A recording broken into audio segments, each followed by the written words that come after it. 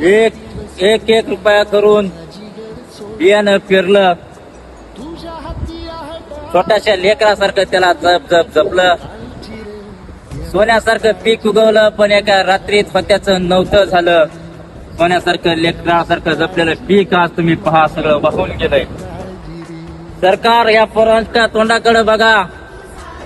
दिवाळीला यांना गोडधोड खायला घालायचं होतं, यांना नवे कपडे घ्यायचे होते, यांना फटाकडे आणायचे होते, पण जे कष्टानं फिरलं तेच आज डोळ्यासमोर वाहून गेलंय.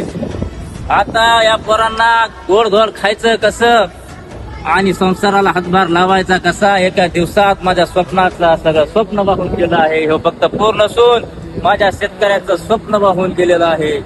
यातून आम्हाला कुणी सावरेल का, असा प्रश्न माझ्या सर्व शेतकऱ्यांसमोर पडला आहे. फाटक्या जोडीत येऊन पडते रोजची नवी निराशा.